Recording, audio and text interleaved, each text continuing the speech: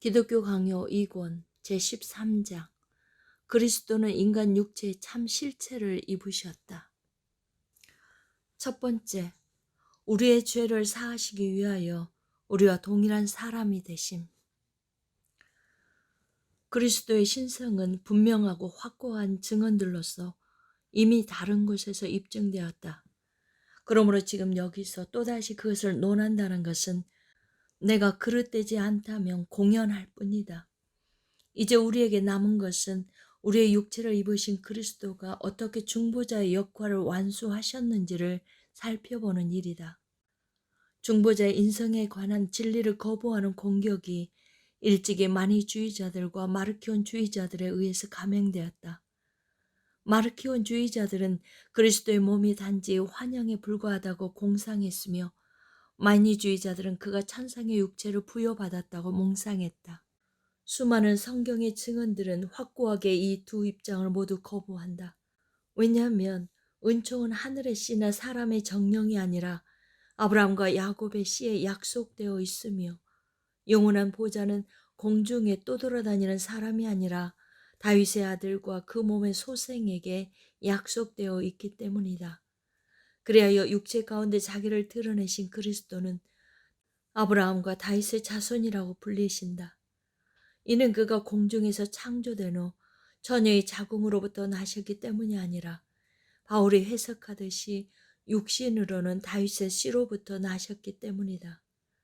같은 의미로 동일한 사도는 다른 곳에서 그리스도가 유대인으로부터 난 후손이었다고 가르친다. 주님이 사람이라는 이름에 만족하지 않으시고 자기를 또한 사람의 아들이라고 연속해서 칭하시는 이유는 진실로 자기가 사람의 씨로부터 지음을 받은 사람이시라는 사실을 더욱 분명하게 표현하고자 원하시기 때문이다. 성령이 자주 그토록 많은 도구들을 통해서 그토록 부지런하고도 단순하게 이 사실을 있는 그대로 숨김없이 선포해 오셨으므로 지금도 감히 이러한 거짓말을 뻗뜨리고 다닐 만큼 무례한 사람들이 있을 것이라고 누가 생각이라도 할 수 있겠는가? 그럼에도 되도록 많은 증언들을 쌓아두고 싶거든 우리의 수중에 다른 증언들이 제시되어 있으니 그렇게 하라. 하나님이 그 아들을 보내서 여자에게서 나게 하시고 라는 바울의 말씀은 그중 하나이다. 수많은 증언들이 그가 굶주림, 목마름, 추위 그리고 우리 본성에 속한 다른 여러 연약함을 지니셨다는 사실을 알려준다. 우리는 그중 일부를 택하여 우리의 마음이 확신 가운데 설 수 있도록 도움을 얻어야 한다. 한 말씀에 따르면 결단코 그리스도는 천사들의 본성을 취하시려고 자기의 고귀한 영예를 그들에게 부여하신 적이 없다. 오히려 그는 우리의 본성을 취하심으로써 혈과 육을 지니시고 죽음을 통하여 죽음의 세력을 잡는 자를 멸하시려고 하셨다. 다른 말씀에 따르면 우리는 그와 교제하는 은혜로 말미암아 그의 형제들로 여겨진다. 또 다른 말씀을 따르면 그가 자비롭고 친실한 중재자가 되기 위해서 우리의 형제들과 같이 되심이 마땅했다. 곧 우리에게 있는 대제사장은 우리의 연약함을 동정하지 못하실가 아니요. 이에 유사한 말씀들이 더 있다. 우리가 조금 전에 다루었던 것은 바울이 분명하게 선포하고 있는 세상의 죄가 우리 육체 가운데서 속하여져야 했다는 사실과 일치한다. 이러므로 아버지가 그리스도께 주신 것은 무엇이든지 우리에게 속한 것이 확실하다. 왜냐하면 그는 관절들을 상합시켜 온 몸을 하나로 연합시키는 머리이시기 때문이다. 성령이 그에게 한량없이 주어져 우리가 다 그의 충만한 데서 받게 되었다는 말씀은 오직 이러한 뜻으로만 읽을 수 있을 것이다. 하나님이 우연의 선물로서 자기의 본질의 풍부한 체험을 받으셔야 한다는 발상보다 더 부조리한 것이 과연 어디에 있겠는가? 그리스도는 또 다른 곳에서 그들을 위하여 내가 나를 거룩하게 하오니라고 친히 말씀하심으로 동일한 뜻을 드러내고 계시지 않은가? 두 번째, 그리스도의 육체를 환영이나 천상의 것으로 보는 마르키온과 마니의 후예들 비판. 우리의 대적자들은 자기들의 입장이 그릇됨에도 불구하고 그것을 확정하고자 위에 인용한 구절들을 심각하게 왜곡한다. 그들은 내가 그들과 반대 입장에 서서 개진했던 것들을 쓸데없는 궤변들로 무마시키려고 시도한다. 그러나 그 효과는 전무하다. 마르키오는 바울이 다른 곳에서 전하는 그리스도가 사람과 같이 되셨고 사람의 모양으로 나타나사라는 말씀을 근거로 삼아 그가 육체 대신에 환상을 입으셨다고 상상하는 바 사도가 여기에서 의도하고 있는 것을 전혀 올바르게 헤아리지 못하고 있다. 왜냐하면 사도가 가르치기를 원하는 것은 그리스도가 어떤 종류의 육체를 취하셨는지가 아니라 그리스도가 의당히 자기의 신성을 보여주실 수 있었음에도 불구하고 자기가 비천하고 경멸받는 사람에 속하였다는 것 외에는 아무것도 드러내지 않으셨다는 사실이기 때문이다.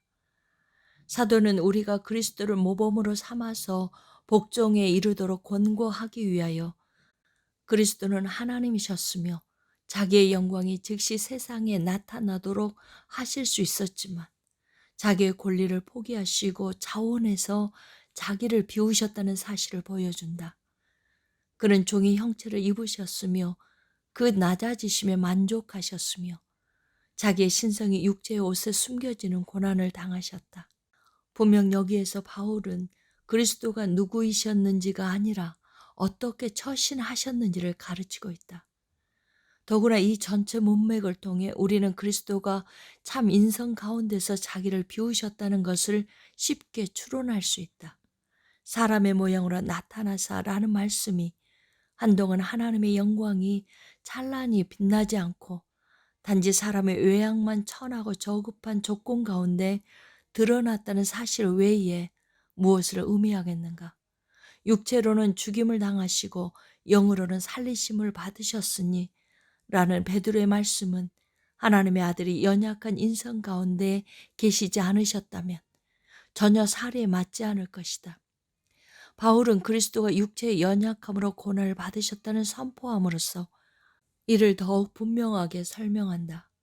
또한 그리스도가 자기를 비우신 후에 새로운 영광을 취하셨다는 말씀이 뚜렷이 증언된다. 이는 그의 높아지심에 해당한다. 육체와 영혼이 부여된 사람에게가 아니라면 이 말씀은 도무지 어울릴 수가 없었을 것이다.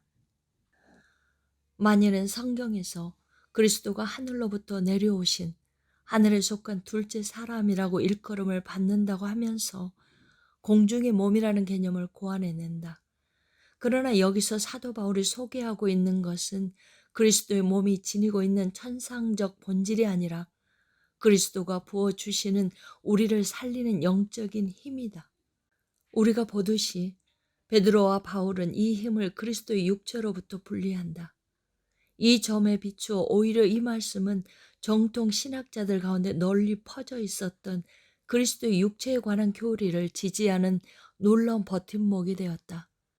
만약 그리스도가 우리와 동일한 하나의 육체적 본성을 지니고 있지 않으셨다면 바울이 그토록 힘주어 추구한 만약 그리스도가 다시 살아나셨으면 우리도 다시 살아나리라. 만약 우리가 다시 살아나는 일이 없으면 그리스도 역시 다시 살아나지 않으셨으리라 라는 말씀의 논법이 무의미했을 것이다. 옛 만이주의자들이나 최근 그들의 제자들은 자기들에게 쏟아지는 이러한 비웃음을 하나라도 모면해 보려고 애쓰지만 아무 소용이 없다. 그리스도는 사람들에게 약속되었다는 점에 있어서만 인자라고 일컬어진다는 그들의 시시덕거림은 해묵은 도피처를 찾는 행각에 불과하다. 왜냐하면 인자를 참 사람이라고 부르는 것이 공공연한 히브리 어법이기 때문이다. 의심할 바 없이 그리스도는 자기의 언어에 속한 이 어휘를 기억하고 계셨다. 그뿐 아니라 제론의 여지 없이 아담의 후손이라는 말도 모든 사람에게 같은 뜻으로 이해되고 있다. 아주 멀리 나갈 것 없이 사도들이 그리스도에게 맞추어 적용한 시편 8편 사람이 무엇이기에 주께서 그를 생각하시며 인자가 무엇이기에 주께서 그를 돌보시나이까 라는 말씀만으로도 아주 충분하다. 이런 형상으로 그리스도의 참 인성이 표현되고 있다. 비록 그리스도는 사람인 아버지로부터 직접 나신 것이 아니었지만 그의 기호는 아담으로부터 흘러나왔다. 내가 앞에서 인용했던 그리스도는 자녀들을 모아서 하나님께 복종하게 하시려고 혈과 육에 속하였다라는 말씀은 이 외에 다른 뜻으로는 존재할 수 없게 될 것이다. 이런 말씀들을 통해서 그리스도가 그의 본성에 있어서 우리와 한 몸이자 우리의 형제 자매가 된다는 사실이 어김없이 수립된다. 이와 동일한 뜻으로 거룩하게 하시는 이와 거룩하게 함을 입은 자들이 다 하나에서 난지라 라는 말씀이 주어진다. 본문의 문맥상 본성의 연합체를 제시하고 있음이 곧 이어지는 그러므로 형제라 부르시기를 부끄러워하지 아니하시고 라는 말씀으로 밝혀진다. 이 말씀이 있기 전에 성도들이 하나님께 속한다는 말씀이 있었다는 점을 감안한다면 이토록 비할 바 없는 존귀함이 어찌 수치의 명분이 깃들어 있을 수 있겠는가. 그렇기 때문에 그리스도가 자기 한량없는 은혜 가운데 더러운 자들과 무지한 자들을 자기에게로 모으시기를 부끄러워하지 아니하시고 라고 말씀되어 있지 않는가. 그럼에도 불구하고 이러한 방식에 따르면 불경한 자들도 그리스도의 형제들이 될 것이라고 반박하는 그들의 헛됨을 말해서 무엇하겠는가.